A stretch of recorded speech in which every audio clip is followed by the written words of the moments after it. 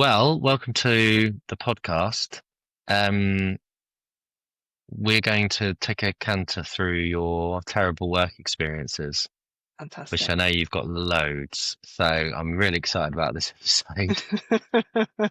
Um, we'll try not to get too personal, or swear too much. Well, actually, I think we probably can swear. There's nothing in the rule book about not swearing. So if you want to Well, say the F word, that's fine. what I'm most nervous about is my potty mouth. Now I don't work in an office anymore. I don't have to filter myself as much. So I'm sitting here thinking, oh God, it's like Davina McCall. Don't say F and P and all sorts. So I'm going to try and be on my best behaviour. No, Project a I really don't think that's professional not the image. least of what we want on this. That's not what this is about. This is not about being professional. Okay. Um, let's start at the very beginning then. So, tell me about your very first job. My very first job ended up being 15 years in the same company, so that was great. My very first job was a cashier in Curry's PC World, Like a earning, till person. yeah, £3.19 an hour for 12 hours a week. Wow. Just And you just were you like 15, 16, or how old were you? I was 17 and just wanted a job, and somebody I knew started working there, and they're like, "Oh, do you want a job?" And I was like, "Yeah, definitely, definitely want money. Show me the money." And they're like, £3.19 an hour or whatever it was, and I was like, "Oh, £157 a month." And I don't know how many times I went out and still managed to have money at the end of the month, but Yeah. the good old days. Yeah. I used to go out in Cardiff with a tenner Yeah, and come back with change. yeah. Insane, isn't it? I think mine There was you go. more like the amount of pre-drinking probably before we went out. I was usually absolutely blotto before I actually got anywhere first. Mm. But it's just nicking parents' booze from the cupboards, What probably was where your I saved money. go-to pre-drink? All right, so we would, we would, it would be a horrible concoction of stuff, but my friend was like, we should line our stomachs before we go out. So every now and then we would have, not with food either, never food, because Mm. Oh, okay. that would Yep. lessen the effects of the alcohol. But we would drink Malibu and milk because she Ah. said that the milk would line your stomach and make Mm-hmm. you feel less terrible, which it never did. But we No. drank it religiously just in case it could get worse.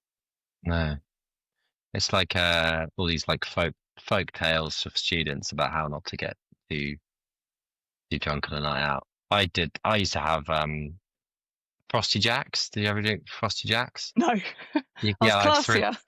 you get like a 3 litre bottle of Frosty Jacks, which is like white cider, which tasted Yeah. like absolute arse for like £2.99. And then you just drink one of those on its own, and that's you're on your way then. Did you used to So drink in a yeah. park? No, I didn't have any friends, so I didn't really have anywhere to go to. Oh no! Yeah, I know. Well, also, I was in the middle of nowhere, so I didn't have any friends, and I wasn't anywhere near anyone other than my parents and some horses. So Oh, sad. that gives you a. It was sad, but also I don't know if I missed out on a huge amount.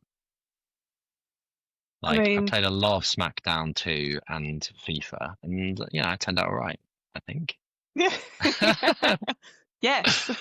Yes, you did. Nothing strange happens to me. Um, So yeah. Anyway, so you started as a cashier, and then Mm. it was a meteoric rise It's just of over 15 years to where? Where did you end up at the end of that? here. It No, was a not here. slow it was a slow crawl. It was literally only to get me through college.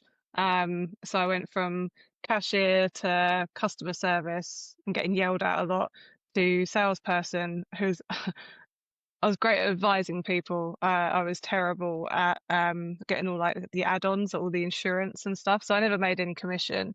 Hmm. Um, so yeah, and then I went from sales to team leader to deputy manager, and then I started moving stores as a deputy manager.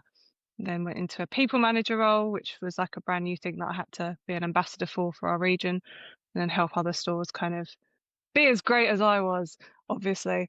And then, yeah, I basically just ended up moving into learning and development.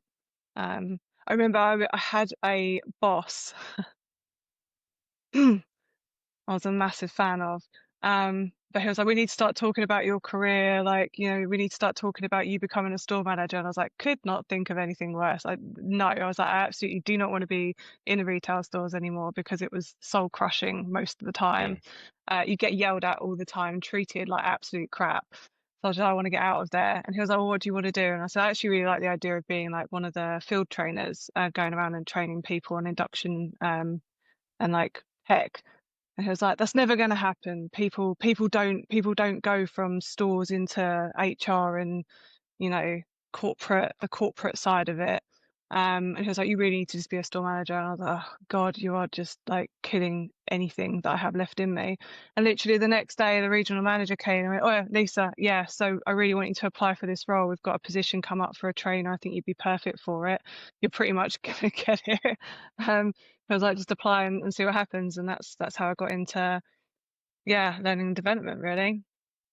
mm. I like to say headhunted, but it's not really headhunting when you've just made a bit of a reputation for yourself in the stores for good things, obviously. Yeah. Let's talk about, well, I'm interested in two things. One is you mentioned you were yelled at as a cashier. So I'd love to hear if you remember any particular being yelled at stories, would be lovely to hear those. And then I'd secondarily like to know why you disliked the aforementioned boss so Yeah, much. Let's start with exactly. being yelled at by customers, because that's always fun. So, I mean, it's not just as cashier, it was as a manager, it was as like literally anything. There were just so many stories. I got assaulted once by a woman in a store because she came in to get a refund on her 3D glasses that came free with the TV. And I was trying to explain to her, we'll just, you know, Samsung will go out and they'll just do a swap it box. So they'll send it out, you put the glasses in, they send it back. And she was not happy with that. And she was adamant that she was going to leave the store with something of equal value. And I was like, well, equal value is £0 because they were free. And then she got really angry and tried to exit the store with some goods. And I was standing at the front blocking the exit. And she called me a cow and pulled my hair out and yanked out like probably like that much hair from my head. Police Mm. had to get called. She got thrown in a cell for the night. So there's that one. There was a Hang on, man. before you move on from that Oh, go one, on. I'm curious to understand why you decided it was your responsibility to put yourself in harm's way. And I want also be curious to know what was like the physical pose that you adopted when this person was trying to exit the store? Was it like, no, you're like herding cats one? Was it like, I'll kung fu chop you? Like, what was the... She was just on a rampage. I think something had happened to her, and someone just saying to her, I wasn't even saying no. I was really good at Mm, customer services, and I was really good at diffusing volatile situations usually. And then every now and then you would get somebody that's just had just one of those days where it's just the cherry on top and it just all falls apart. So in that situation, I was just standing. I just knew that she was gonna do what she was gonna do and just locked the door and stood at the front. And my other staff around me was just like, "What the hell is this woman doing?" And came up the front, and we just kind of formed a bit of a barrier. It sounds so dramatic, but like back in the stores, if something got nicked, as much as people are like, don't put yourself in harm's way. It's not your stock. It's not your problem. It still came off the bottom line. And any mm, kind of thefts that you had, you would be interrogated by whatever regional manager or whatever store manager that was going on. You were made to feel like you were the worst person in the world doing the worst bloody job in the world because you let something go out, whether that was a 60 quid, you know, toaster or in this case, a DeLonghi kettle, mm, or whether that was a smash and grab on 4 laptops. Like, you were just made to feel like trash. So you would do everything that you could to show on CCTV, look, I tried. This was out of my control. I couldn't do it. So it mm, was just kind of ingrained in you that you kind of had to go after them, even though mm, you were encouraged not to. It was kind of like an unsaid thing that you kind of had to. Plus, it was mm. exciting when things happened because sometimes retail would be really boring. So at least you had a story to tell. But unfortunately, in my career, I have loads of stories from retail because it was just people's priorities are just weird and they get entitled when people say no to them, a reasonable no. So Mm. Yeah, All right. it's an Any else? interesting one. So what's your second favorite story? I mean, I moonwalked into a criminal, somebody that I was watching his mate and I hadn't seen. This guy was, by the way, 6'6" and really skinny and lanky. And these were both like people that were quite big users of drugs and would come in and hide. One of them would hide stuff. The small little one would hide stuff, and the other big lanky one would come in and nick it. So I've been watching the small little one, looking for the lanky one. But we used to play music really loudly at the front because I just love music, and everyone that I've ever worked with has always just been a massive lover of music. We had Billie Jean playing. I was just like, let me just scooch on back and see what the guy's hiding down here, and then walked like moonwalked straight into this lanky git who was just like, he just kicked off and he was just like, "What are you doing? Are you doing watching me?" Like weird stuff like that. Um, Mm. and I was just like, "Oh, well, I was watching your mate hide stuff, and I was looking for you actually, knowing that you're gonna be nicking stuff." So there's that. One of the most probably, there was one incident where, so when I was working in stores, I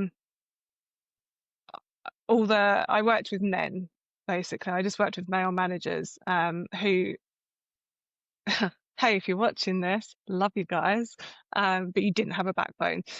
So they would send me to go and deal with all the shitty people, essentially.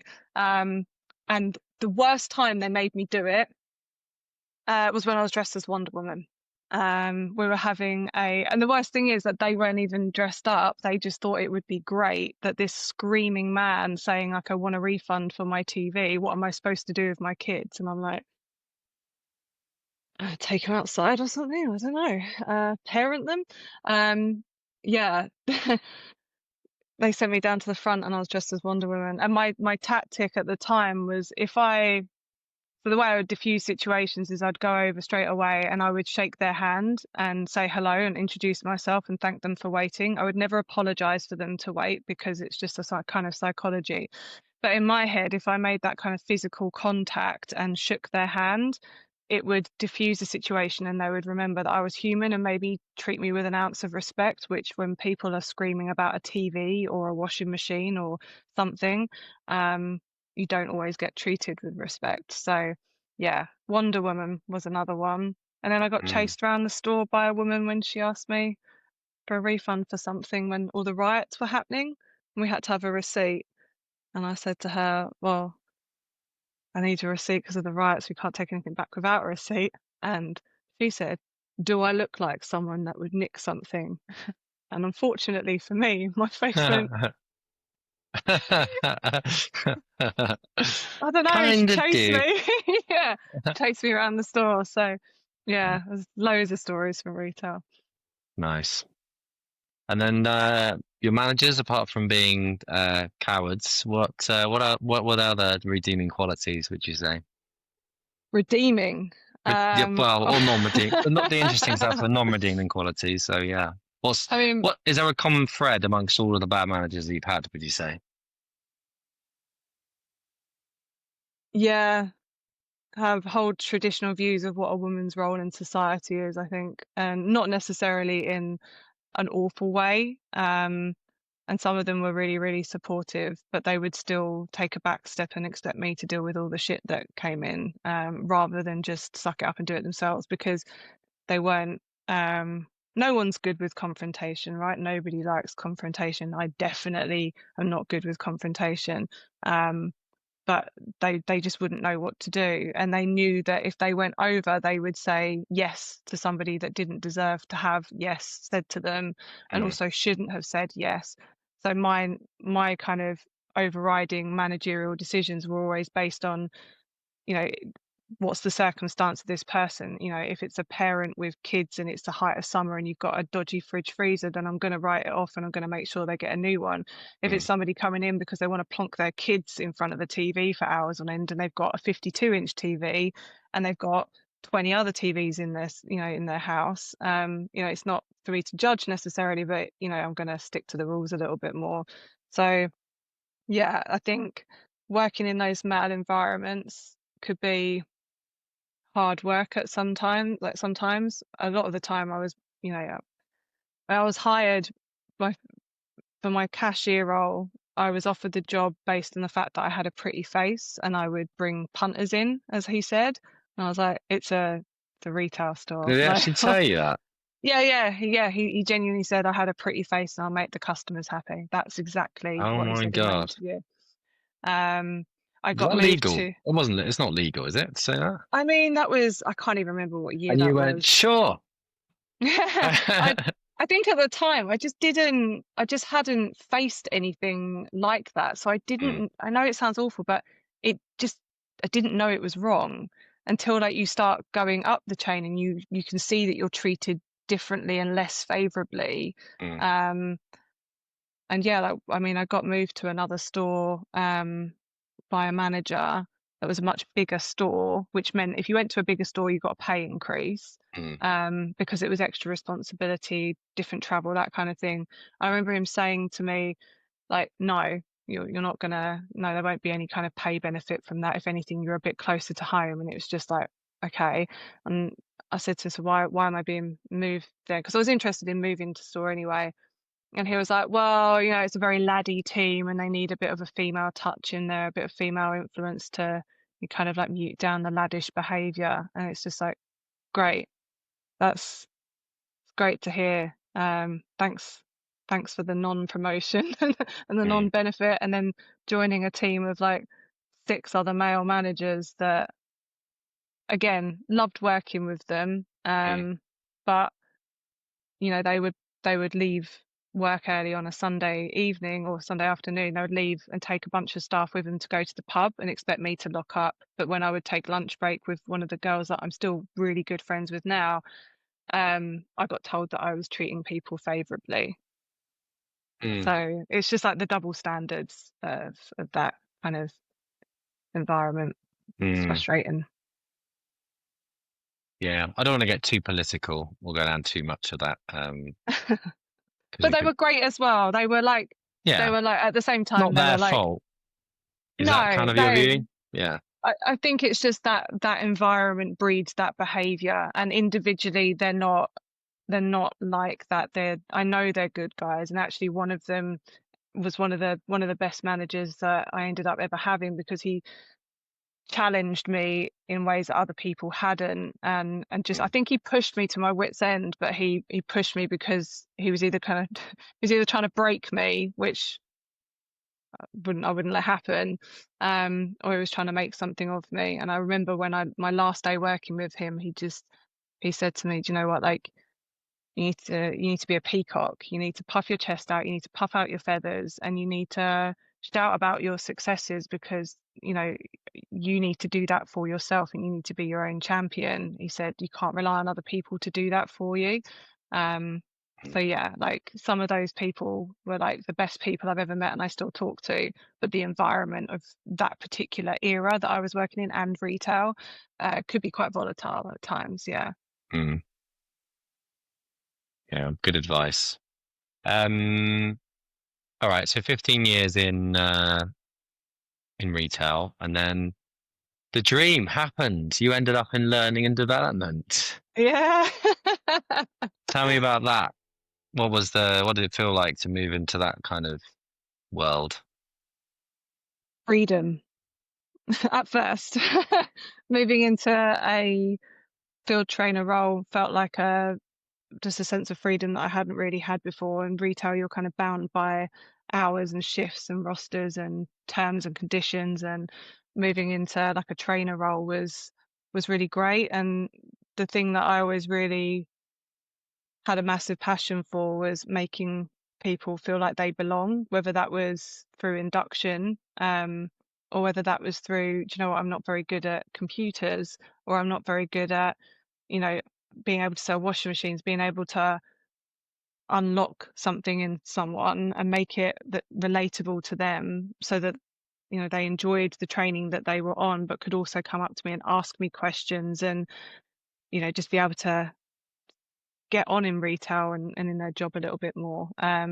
That was always really rewarding. I moved into an HRBP role. I did that for 6 months, and that was good because I understood the stores. better than most of the people because I'd worked from stores for so long. So HR was it was an interesting one. HR get a really bad rep. So that was that was interesting going in from that angle. And then yeah, I think one day I just kind of got tired of being in that company, and I thought I was whinging a lot and joining the people that clearly weren't enjoying their jobs. And I thought, my God, I've become everything that I didn't want to be. So I just handed in my notice with nothing to go to, and I had like a 3-month notice period. And I just was like, I'm just going to go and have the fear. And then I ended up moving into QVC, of all places, which is, I just, yeah. Still around? Is QVC still a thing? Yeah, they're still around. They're Still still they're going? still doing pretty well. Yeah, they've got a unique selling model, QVC. So they've got a lot of people like Amazon, for example, trying to replicate their sales model, like doing different videos online. TikTok is pretty much modeled on QVC as well. Like any channel that's got some kind of influencer on, you look at them and compare it to QVC, and it's very similar what they're doing. Just Oh. probably could do with a bit of a refresh in their approach, but What does QVC uh, stand for? quality, value, convenience. Okay. Is it a UK company? No. No, it's global. They're Yeah. based in UK, America, Japan, think China, yeah, all around Europe. And they do, I know this isn't a podcast about QVC, but I don't know, it's just one, it's like Woolworths. Do you know what I mean? It's like those companies that you just don't ever think about. And I thought it was long dead, but you're telling me it still It survives. was the staff shop was incredible. I remember going in there one day and there was just all this like beautiful makeup and they had all of these like lovely bath product stuff. Then they had this jewelry and you're like, wow. And then you've got a massive toadstool with a gnome underneath it. And then you go over somewhere else and then there's like, the lawn sprinklers that spin Yeah. around, right? There was one that was in the shape of a duck and its head spun round like it was not exercise, what's it called? Exorcism. It Yeah. looked like it was possessed anyway. It had these like red eyes as well, and it was just spinning around. So yeah, like you would have this like really cool stuff, and then you'd have the most bizarre, random stuff ever. To think that people were sorry, QVC, to think people were phoning in to buy a duck sprinkler just blows my mind. Oh, so it's a phone in model, is it? Yeah. You can buy it online, but Right. yeah, you essentially you phone up a number and then you put your order in. Because people at a certain age, their target audience wasn't their just their target audience, but a big part of their audience were people that weren't au fait with technology. So to cater for that, they had still the telephone lines as well, with like some kind of special pay system. But their operation is huge, Hmm. massive.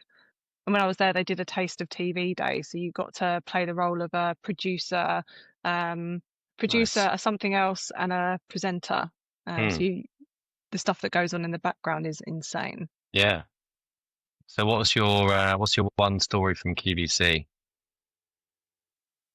Oh my God, it's only there for a little while, but How long were you there for? A couple of years, something. 2 years, and then they made me redundant. Um, not Um, so it was going downhill at one point then QVC, but it's come back.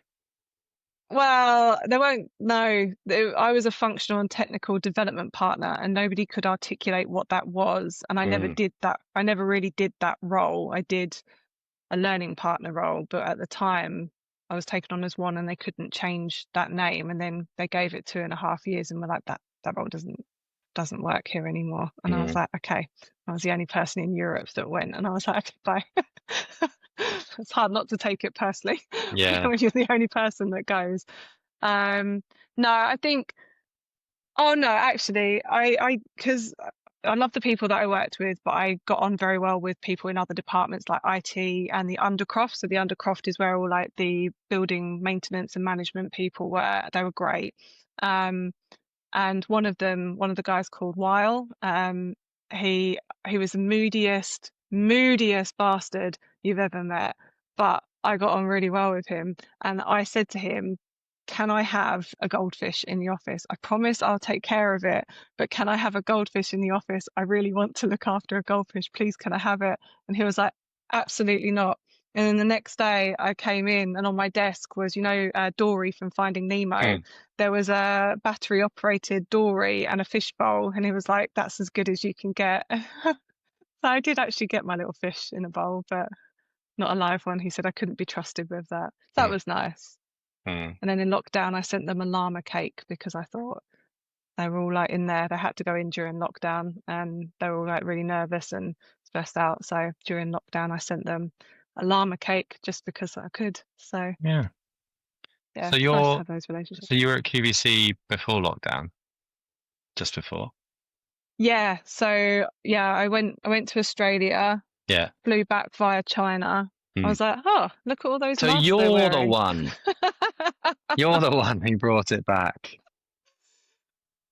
We landed out there, my brother and I was like, wow, they're really clean out here, aren't they? Like, I had two people went into the bathroom straight after me to like tidy and clean and Oh, disinfect. yeah, And then when we were flying back home through China, everyone was in hazmat suits taking your temperature as you went into the airport. And I was like, this doesn't feel normal. yeah. And then, yeah, once we got back, I think about 3 or 4 weeks later, the country went into lockdown. Mm. What So was your favorite you're thing about lockdown? not spending 6 grand on travel for commuting. It was horrendous, and having disposable income was bloody amazing. I ended up with a gin subscription. I kept buying trainers, Yeah. going on walks. I didn't realize how um, I wasn't lazy. I used to go to the gym a lot, Mm. but I was running on like my quality of life went up. So I was running on like 4 or 5 hours sleep a day. Mm. I was really, really like not well with it. Um, Going to the gym at like 10 o'clock at night, coming back at 11, half 11, going to bed, getting back up at like half 5 and doing it all over again. So when we went into lockdown, I suddenly had a sleep in. I could go for a walk in the morning. I could do a workout at home. I was happier and healthier, and I Mm. had an incredible tan because I was Yeah. outside so much. Yeah. Were you working? Were you employed during that time, or you didn't? Yeah, yeah. So I was made redundant. I can't remember when I was made redundant. I think it was July 2020, Mm. June or July 2020.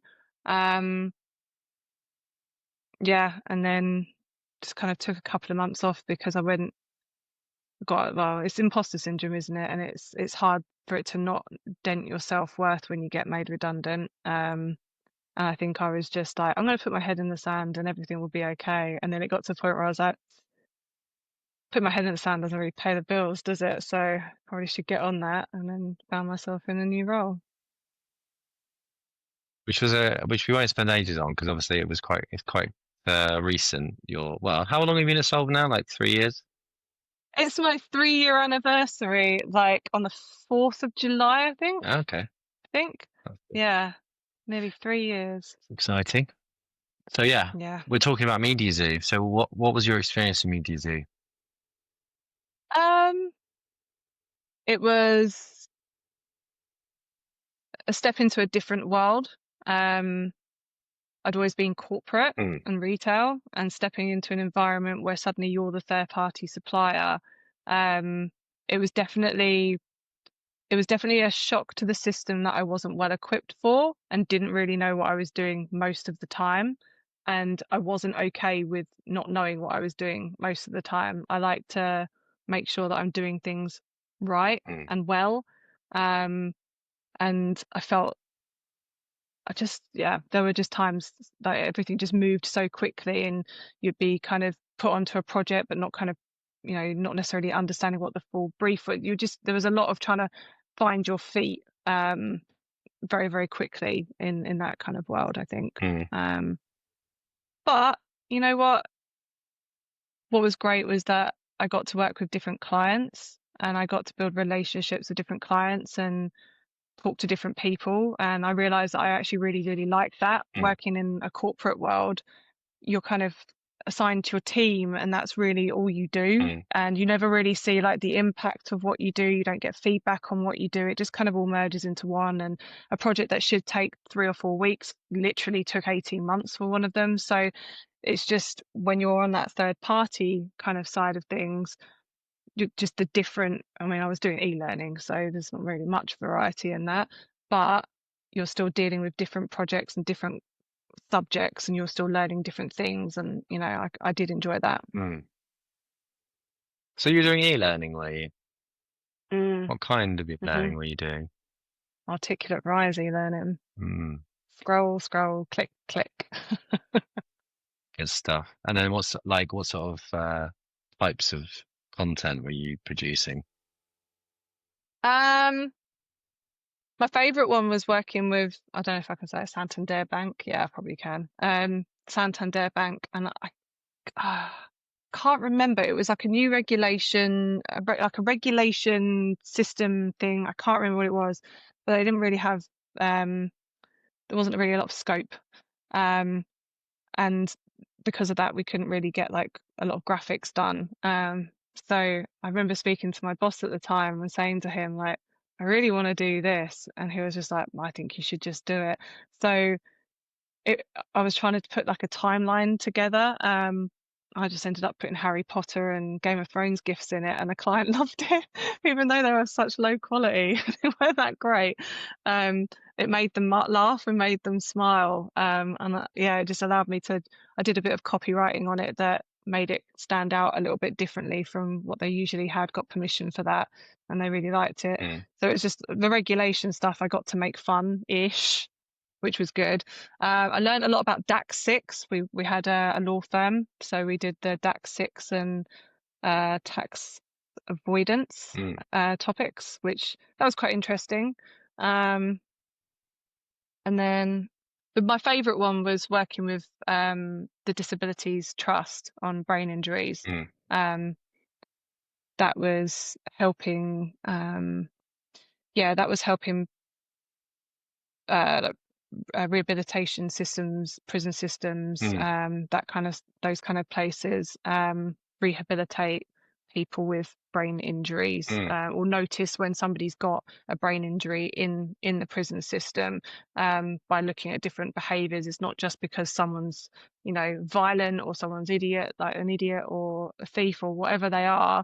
That there are sometimes undiagnosed brain injuries that cause their behavior and cause mm, them to lash out and do what they do. So that felt like a really proud piece of work, because you know that you're indirectly influencing and bettering people's lives as a consequence of other people going through that training. So mm. that was good. I really liked that, and I learned a lot about like neurons and shit.